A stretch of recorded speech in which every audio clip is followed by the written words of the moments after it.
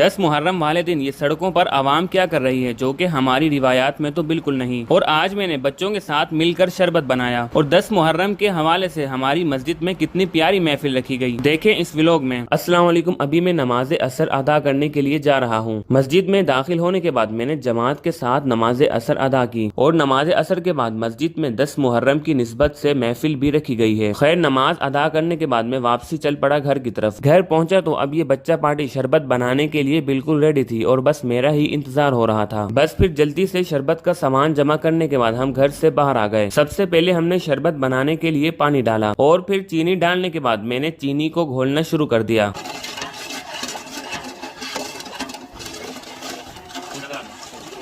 रूह अफ़ज़ा डालने के बाद मैंने इसमें अच्छी तरह से रूह अफ़ज़ा मिला दिया और फिर तुख मलंगा और ये कुछ जेलिस डालने के बाद मैंने इसको अच्छी तरह से दोबारा मिलाया। ये सब मिलाने के बाद अब बारी थी शरबत में मीठा चेक करने की। मैंने बच्चों से मीठा चेक करने का कहा तो उन्होंने क्या किया,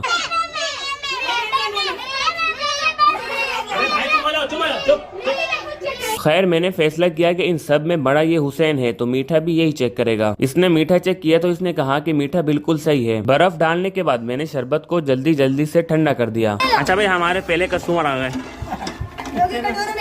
शाहिद भाई को शरबत पिलाने के बाद हम शरबत बाहर ले आए और बांटना शुरू कर दिया। मैं जिस जगह पर खड़ा हुआ था यहाँ पर पब्लिक बिल्कुल ही नहीं थी, क्योंकि महफिल मस्जिद के अंदर हो रही थी और मैं मस्जिद के गार्डन में खड़ा हुआ था। बाहर के लोग कम और अपने बच्चे ही मुझसे बार बार मांग रहे थे। मेरे शरबत बांटने के दौरान ही अब मस्जिद में लंगर भी आ चुका था। बस फिर शरबत बांटने के बाद मैं मस्जिद में आ गया, जहाँ माशाल्लाह से महफिल हो रही थी और मुफ्ती साहब बयान कर रहे थे। मैं और गजनफर हम दोनों भी महफिल में शरीक हो गए। 10 मुहर्रम के हवाले से मुफ्ती साहब ने बहुत ही प्यारा बयान किया और माशाल्लाह से महफिल में लोग भी काफी तादाद में मौजूद थे। तो ज़माना समझता है कि हुसैन फकत एक शख्स है, यजीद फकत एक शख्स है।